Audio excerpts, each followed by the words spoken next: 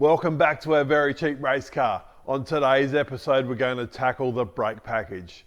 Now, because it's a very cheap race car and the brakes are something you can easily spend thousands of dollars on, we're going to stay with the factory setup that the Commodore came with. It's barely adequate for the Commodore, but it's good enough for what we're going to do. And as the episodes go on, you'll see why we've made this choice. It's for very good reason. It'll teach the drivers to drive to their equipment. Now, with the standard brake package, we need to avoid brake fade. There's essentially two different types of brake fade. Brake fade when your pedal goes spongy or goes to the floor, and the brake fade where your pedal's still hard, but your brakes lose their efficiency. Now, there's a couple of different ways we can get around the brake fade. When your pedal goes spongy, it's generally one of two things. Your brake fluid is boiled or your rubber brake lines are swelling.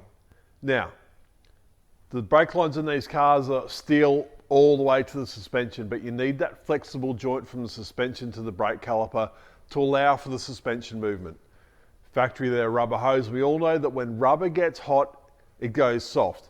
So the brake lines will swell and give you a terrible feel on the brakes. We've even seen them burst. So to combat that, we spend the money, we get braided flexible brake lines. It's a couple $100 straight up, but it's well worth the money.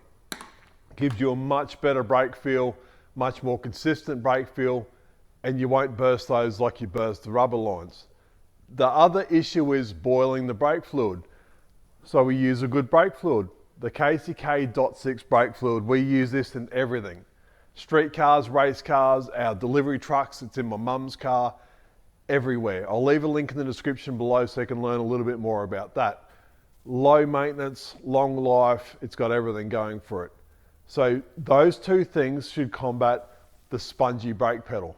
Now the other type of brake fade, when the brake pedal goes hard, but your brakes lose their efficiency.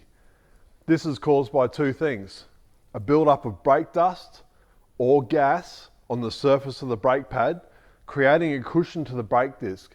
So not allowing the two to make contact and give you that friction surface you need to slow down. It's a really weird feeling, but you'll often, if you do a couple of laps in a standard car, you'll get that hard brake pedal, but it feels like it's just not pulling up anymore. So there's a couple of ways we can combat that. Cross-drill discs or slotted discs to remove the dust and the gas from the brake pad. And you can probably see the discoloration on that brake pad just from that's standard track use. That's nothing's gone wrong with that, but that's how hot they get. I've had a dig around the workshop and I found a couple of brake discs so I can explain the difference between the two. Cross-drilled, like the name suggests, they've got cross-drilled holes all the way through the disc, and slotted, they've got a slotted friction surface. Now, both of these have their pros and cons. They do a similar job, but they do it pretty differently. The cross-drilled, not as efficient, it's not a full clean of the brake pad surface, but also the cross-drilling through the disc causes them to crack when they get hot. And once they begin to crack, when the brake disc gets hot, you pack brake dust into that crack, and then the brake disc cools down and that crack gets bigger. And this goes on and on. Now, it doesn't take long for these to crack all the way through. From the first time when you see the crack to when they're completely broken is generally a very short period of time. So we try to steer away from these for a competition car. We go to the slotted disc. Also has its pros and cons.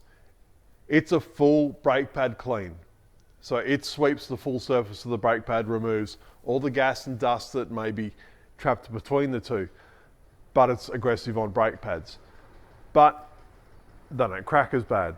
So for what we're doing, that's about the only choice for us. We needed a slotted disc. Luckily, the Commodores are common enough and popular enough that we can buy slotted brake discs for these really cheap. We managed to get the brake discs and pads as a package for $500. The braided brake lines were $250 for the set, and we've allowed $100 for brake fluid. So that means this thing's got brand new brakes, front and rear, with braided brake lines for $850, which I think is really good value for money. We will do brake ducting in a future episode. We'll cover that off. But this thing's getting closer and closer to getting on the racetrack, which we're all pretty excited about. So stay tuned. Subscribe if you haven't subscribed. Give the video a thumbs up, and I'll see you on the next video.